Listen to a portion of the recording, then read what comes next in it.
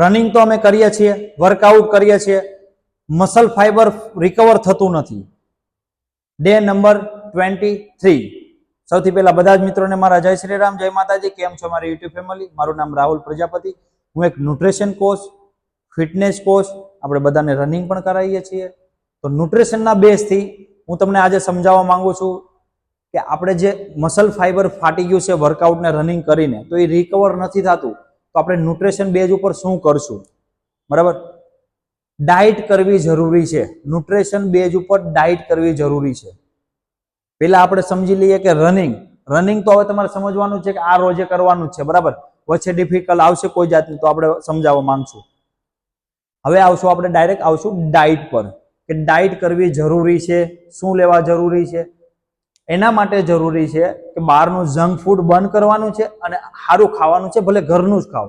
અમુક વસ્તુ બહારથી લાવવાની થશે, આગળ વિડીયોમાં તમે જોતા રહેજો, તમને ખબર પડી જશે કે આગળ વિડીયોમાં આપણે શું ખાવું જોઈએ, શું ના ખાવું જોઈએ. બરાબર, જે લોકો રનિંગ કરે છે એ લોકોના મસલ ફાઈબર ફાટી ગયા છે, એનું રિકવર નથી થતું.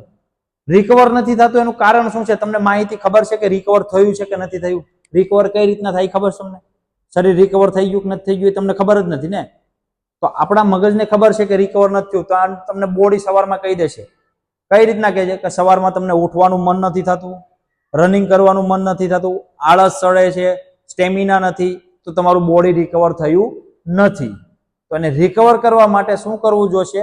ડાયટમાં આપણે શું લેશું? વેજીટેરિયન.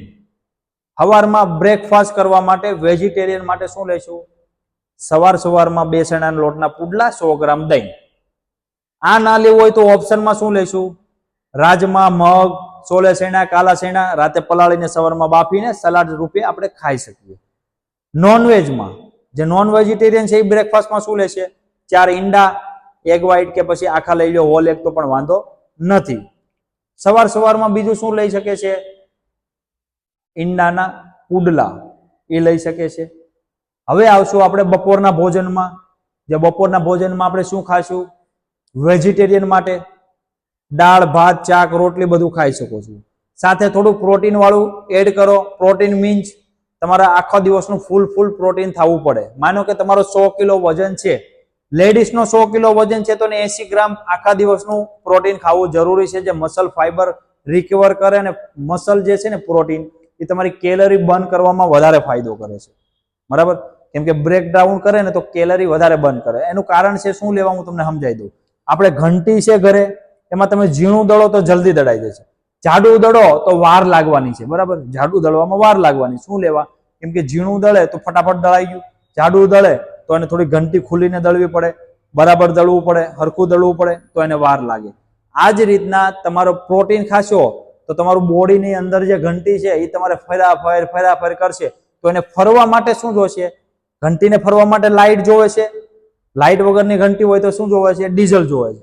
તો આ ઘંટીને ફેરવવા માટે કેલરી જોશે, જે ઓલ ઓવર બોડી ફેટમાંથી તમારી કેલરી માઇનસ કરશે, મસલમાં કન્વર્ટ કરશે, તો તમારું એક બોડી ફિટ થતું જશે. જે નોન વેજીટેરિયન છે એને લોકોને શું કરવાનું છે? ચિકન ખાઈ શકે છે, મટન ખાઈ શકે છે, બિરયાની ખાઈ શકે છે. બાકી વેજીટેરિયન દાળ, ભાત, શાક, રોટલી ને સોયાબીન આટલી વસ્તુ ખાવાની. છાશ પીવી જરૂરી છે. અત્યારે ઉનાળો આવી ગયો છે એના માટે બટર મિલ્ક જરૂરથી પીજો. હવે આવશે સ્નેક્સનો વારો. જે 5 વાગે આપણને ભૂખ લાગે છે એના માટે શું છે? તો તાજા ફ્રૂટ ખાઈ શકો છો. એ બંને માટે, વેજીટેરિયન અને નોન વેજીટેરિયન બંને માટે. નોનવેજ ખાય છે એને પણ સલાડ રૂપે તમે સલાડમાં મિક્સ ફ્રૂટ ખાઈ શકો છો. પોપૈયું ખાઈ શકો છો, અનાનસ ખાઈ શકો છો. આ બધી વસ્તુ સિઝનલ ફ્રૂટ તમે ખાઈ શકો. અત્યારે કેરી આવી તો એક કેરી પણ ખાઈ શકો છો. વજન વધારે છે, ઓછો છે, કોઈ જાતનું મગજમારી કરવાની નથી. ઓટોમેટિક તમારું મેટાબોલિઝમ ફાસ્ટ થશે એટલે બધી વસ્તુ થઈ જશે. તો મેટાબોલિઝમ ફાસ્ટ કરવા માટે પણ શિલાજીત જરૂરી છે. આપણે જે શિલાજીતનું ગીવ અવે કર્યું તમને ખબર હશે, આગળના વિડીયોમાં તમે જોઈ લીધું હશે. તો એ શિલાજીત પણ જરૂરી છે. બરાબર, હવે રાતના ભોજનમાં શું લેશું? રાતના ભોજનમાં પેલા વેજીટેરિયન માટે ખીચડી લેવાની છે, પનીર લેવાનું છે. અથવાની વાત છે, પેલા ખીચડીને કઢી લઈ શકે છે, દાળને ચાવલ લઈ શકે છે, અથવામાં પછી પનીરની સબ્જી લઈ શકે છે, પનીર ભુરજી લઈ શકે છે. બરાબર, આટલી વસ્તુ વેજીટેરિયન માટે છે. અને નોન વેજીટેરિયન માટે શું છે? નોન વેજીટેરિયન માટે તો બધું સરખું જ છે. ઈંડા, ચિકન, મટન આ બધું ખાઈ શકે છે. બિરયાની ખાઈ શકે છે, રાઈસની હારો ચિકન ખાઈ શકે છે. આટલી વસ્તુ તમારે ખાવાનું. રાતે સૂતા પહેલા વેજીટેરિયન ને નોન વેજીટેરિયન શું કરવાનું? જો તમારે પગનો દુખાવો ન જોતો હોય તો, મસલ રિકવર કરવું હોય તો, તમારી હેલ્થ ઇસ્યુ સારી રાખવી હોય તો, તમારા હાડકાના બોન્સ સારા રાખવા હોય તો એક કોલેજન સપ્લિમેન્ટ કરીને આવે છે, એ તમે લઈ શકો છો. ઉપર તમને લિંક મળી જશે. HVK નું ગમે એનું કંપની, સારી કંપનીનું તમે લઈ શકો છો. બરાબર. અને રાતે સૂતા પહેલા 200 ml કે 250 ml દૂધ લેવાનું છે. એમાં સેજ અમથી હળદર નાખવાની છે, એક જ દાણો કેચરનો નાખવાનો છે, અને તમે એની સાથે બદામ, કાજુ અને કિસમિસ તમે ખાઈને એ રાતે સૂઈ શકો છો.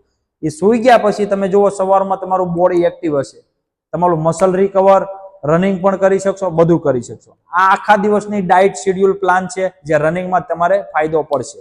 હું આશા કરું છું કે તમને આ ડાયટનો વિડીયો સારો લાગ્યો હશે. તો કમેન્ટ જરૂર કરી દેજો કોણ કોણ ડાયટ કરે છે. બરાબર. Like, subscribe, bell icon press જરૂર કરી દેજો. હવે મળશું આના પછીના વિડીયોમાં. ત્યાં સુધી બધા જ મિત્રોને મારા જય શ્રી રામ.